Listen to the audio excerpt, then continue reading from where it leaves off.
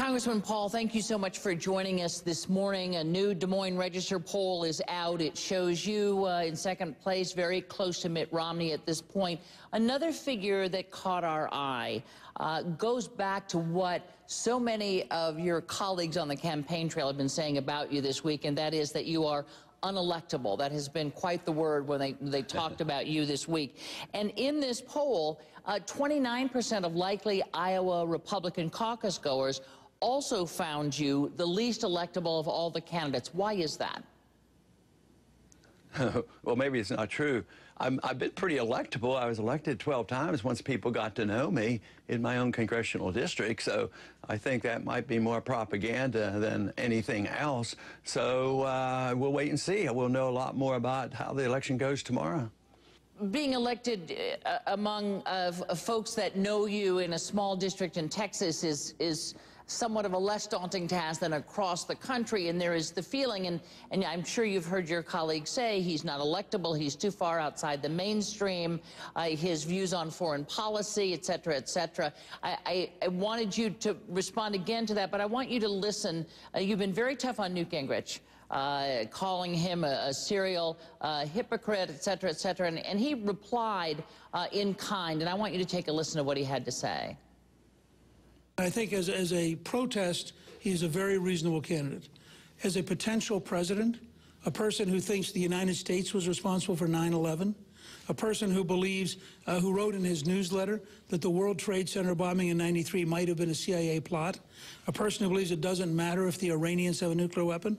I'd rather just say, you look at Ron Paul's total record of systemic avoidance of reality, and you look at his newsletters, and then you look at his ads are about as accurate as his newsletters. So, Congressman Paul, you have denounced these newsletters that he's talking about, but again, the idea that your views are outside the mainstream about 9/11 and so many other things. Your reaction? Well, that's gross distortion, and you could spend a long time trying to, dispute what he's saying, but it's gross distortion. But the bigger question is why are the rallies going so well for him? Why are the crowds getting bigger and bigger? Why is it that 70% of the American people want us to get out of Afghanistan? Why do about 85% of the people want us to rein in the Federal Reserve? Why do so many, especially conservative Republicans, want us to cut back, and nobody is offering any cuts?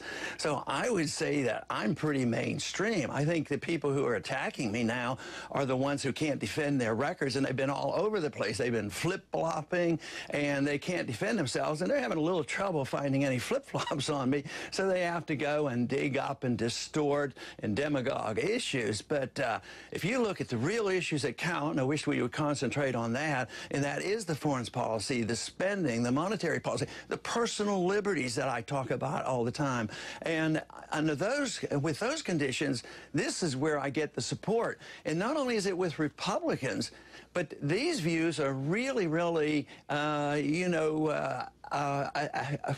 attractive to the independents and the Democrats. So the rallies, it is true. People say, oh, well, he's going to have some independents come in. Well, that's the name of the game.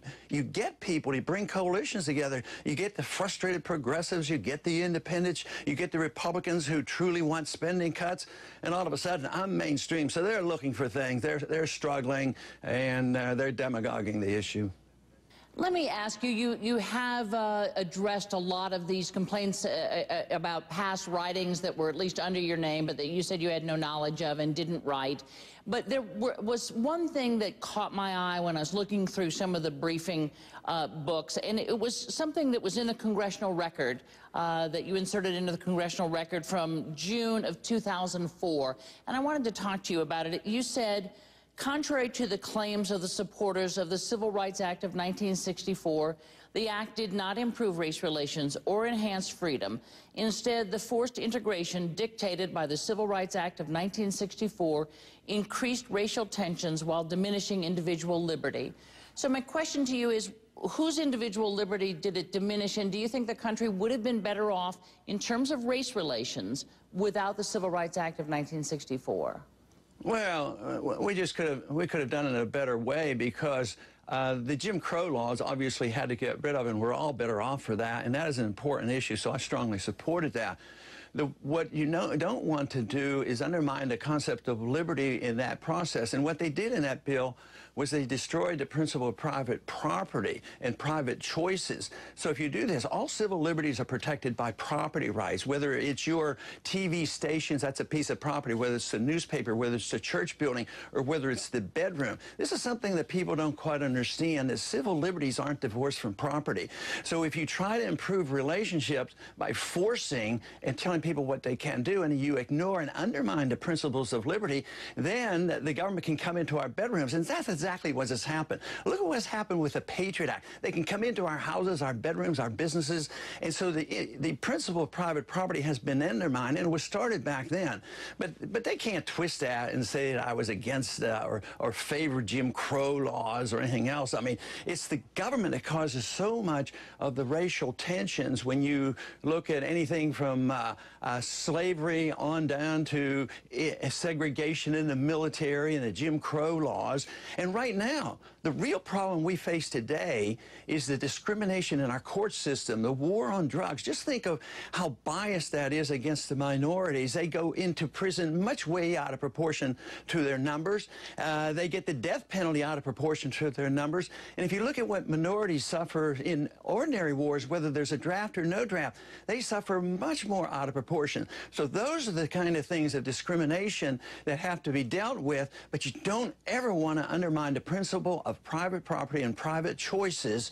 In order to solve some of these problems, you need to repeal the very, very bad laws that governments have propagated over the many centuries, because it is the government so often that institutionalized segregation and slavery and all the other things. So the understanding of private property would solve our problems, and we indeed need to look at the war on drugs if anybody cares about the abuse of our civil liberties and the abuse of minorities in the court system.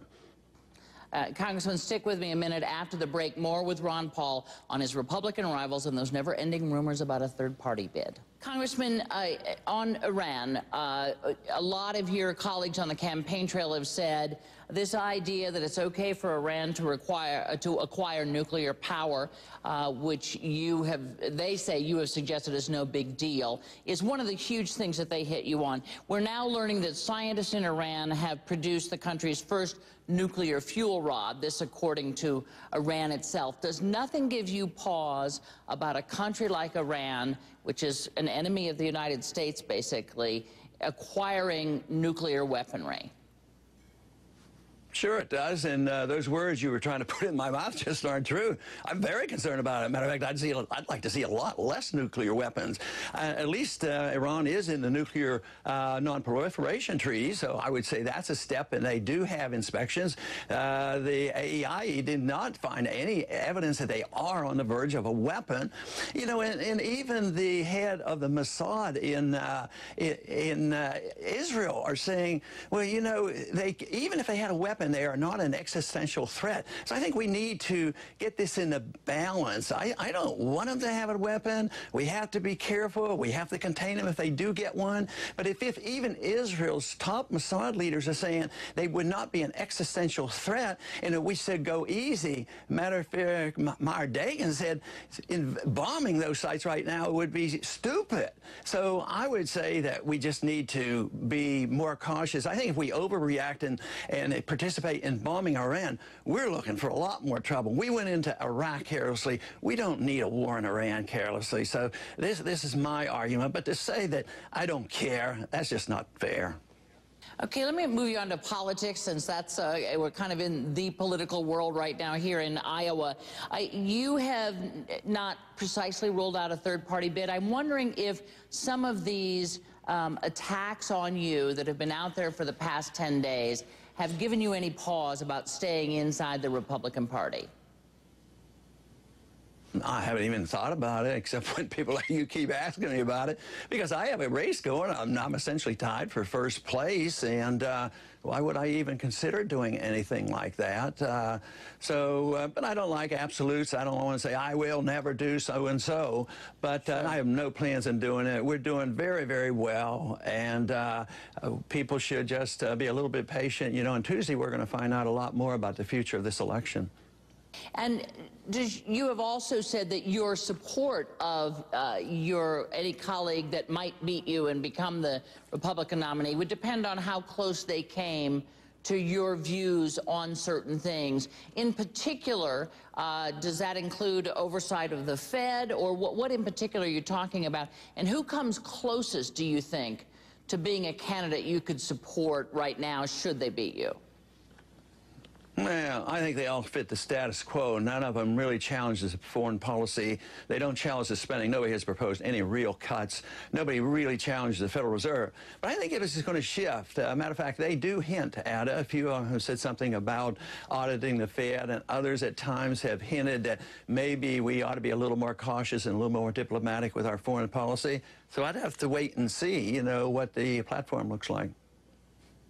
What do you make? One of the interesting things I think about the Des Moines Register poll today is that it was a 3-day poll, but if you take just the last 2 days, Rick Santorum overtakes you and goes into second place, showing that he really is gathering up some momentum. What do you think the appeal is there with Rick Santorum? Why has he suddenly become kind of the person to watch? Well, maybe it's the people who just got frustrated with the other ones and they're just shifting their views. That's one thing you can't say about my supporters. They don't shift their views. Once they join and understand what the cause of liberty is all about, what the foreign policy is all about, and the monetary policy is about, they don't leave. So the other group, they've been shifting back and forth and they're up and down. So I think it's part of that. One of the other things the poll showed is that when they talked to your supporters, 56% of them said they were definitely going. That is lower than the number of Romney supporters that said they would go, and lower than the number of Santorum supporters who said they would be going. What do you think has happened here? Because we so often say, you know, Ron Paul has the best turnout operation. He's the one that's really working on the ground, and yet just 56% of your supporters say they're definitely going. They're definitely what? They're definitely going to go caucus. 56% of people, of likely caucus goers, only will say that they're definitely going. So in other words, more than 40%, 44% say they may not go. I wouldn't bet too much money on that kind of a statistics. I mean, we have the names and telephone numbers and the enthusiasm, so I don't think, only Tuesday's going to tell you how that's going to work out. We're pretty optimistic about getting our people out. Give me a prediction here in our last 30 seconds, Congressman. Are you going to pull this out in Iowa? And if you do, what does it mean for the future of your campaign? I have no idea what's going to happen. I may come in first. I may come in second. I doubt if I'll come in third or fourth. And the future of the Campaign for Liberty will always be ongoing. And I think we're going to have a good showing. We already have had. And we're doing quite well in New Hampshire. So I would say that the momentum for the cause of freedom in this country and restoration of the Constitution, a sensible foreign policy, and addressing the Federal Reserve and our economic crisis and spending, I would say the people are with me on this, and the momentum is going to continue regardless of exactly what happens in what place I am on Tuesday night. Congressman Ron Paul, thanks for joining us. We will see you a little later here in Iowa.